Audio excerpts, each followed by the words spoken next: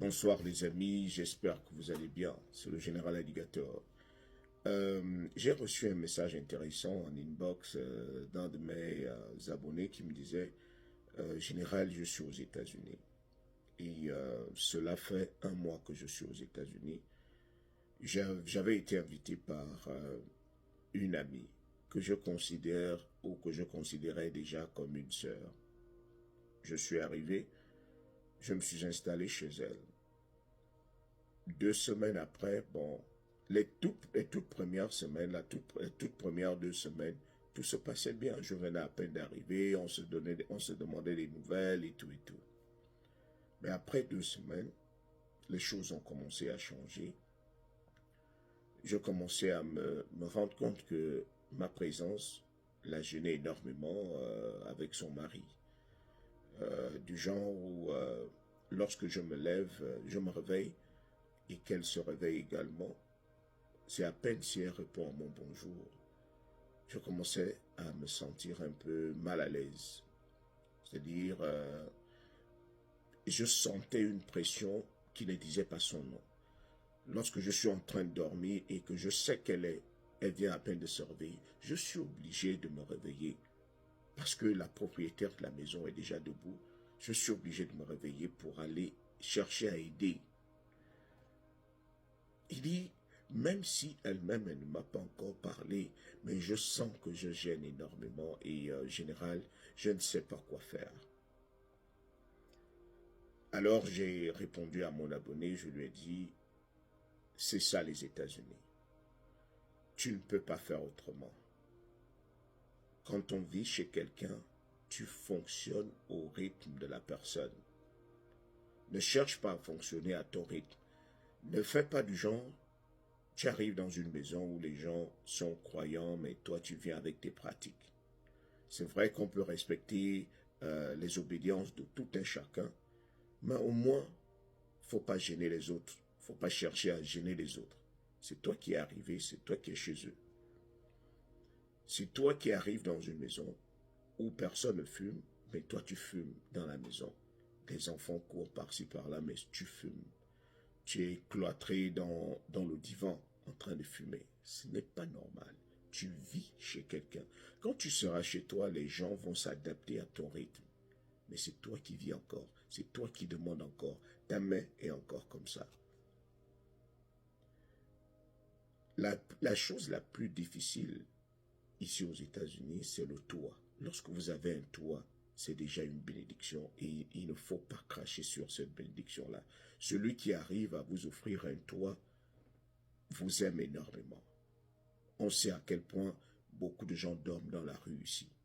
Alors lorsque quelqu'un vous permet de venir vous installer chez lui, il ne vous dit pas de vous installer éternellement. Il vous donne un coup de main. Et c'est à vous d'être très intelligent de vous dire, si je passe plus de temps ici, il faudrait que ça soit trop 1 an. Parce que je dois me battre pour que la personne qui m'a aidé ne regrette pas de m'avoir aidé. Donc je ne dois pas être une charge pour cette personne. On t'a fait venir aux États-Unis, on te dit d'aller travailler, c'est toi qui commences à trier les boulots. Tu commences à dire non, non, non, je ne suis pas venu ici pour faire ce genre de boulot, pour aller faire de la plonge. Moi, je ne vais pas laver les assiettes des gens. Mais tu dois payer les factures. Tu dois contribuer à la popote de la maison. Celle ou celui qui t'a hébergé s'attend à ce que tu rendes un peu l'ascenseur d'une manière ou d'une autre. C'est toi qui viens habiter chez les gens et c'est toi qui dors jusqu'à 15 heures. Pardon. Tu ne peux pas dormir jusqu'à 15 heures alors que tu vis chez les gens. Tu ne peux pas faire que les autres sont allés dormir. Il est 23 heures, tout le monde est en train d'aller dormir.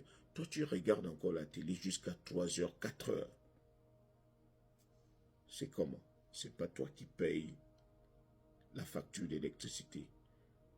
C'est-à-dire, il faudrait que vous vous sentiez un peu gêné. Il faudrait que, même si ça vous fait mal, mais il faudrait que vous vous fassiez violence pour dire, je suis chez, même si c'est chez mon frère, je ne dois pas faire en sorte que mon frère regrette de m'avoir fait venir.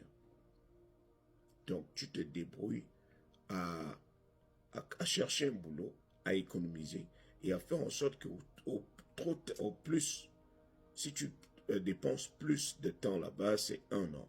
Après, tu vas à ta charge. Tu dis, et lorsque tu pars, il ne faudrait pas que vous vous sépariez en queue de poisson parce que tu as senti que la personne qui t'a hébergé avait certaines attitudes que tu n'appréciais pas. Non, tu dois d'abord être reconnaissant que tu aies eu en toi pendant un bon moment.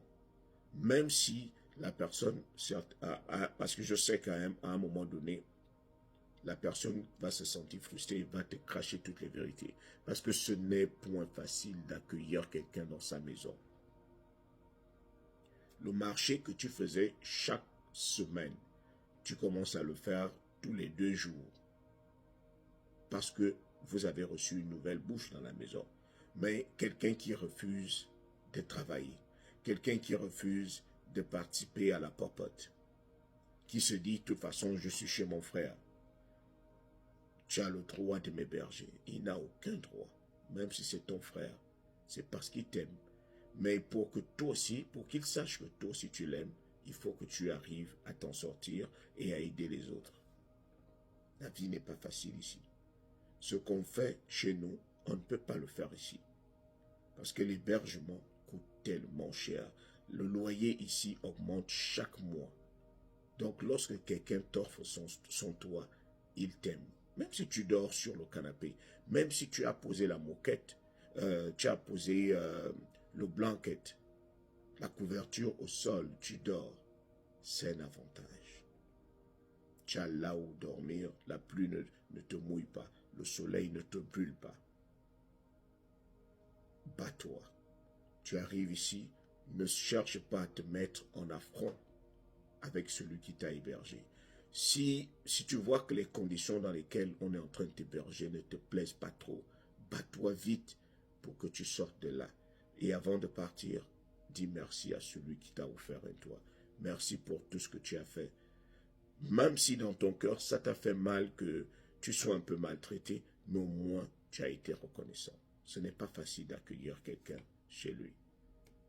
Donc, pour ceux qui veulent faire des consultations pour savoir comment on fonctionne aux États-Unis, pour ceux qui veulent passer leurs interviews carte verte, qui veulent s'entraîner, ceux qui veulent passer leurs interviews de citoyenneté, vous êtes déjà résident permanent, ça fait des années, vous voulez déjà vous entraîner, vous avez déjà la date de votre interview, vous pouvez écrire en commentaire, je veux passer mon interview, je veux m'entraîner avec vous, je veux que vous me coachiez, je serai très heureux de le faire. Big up.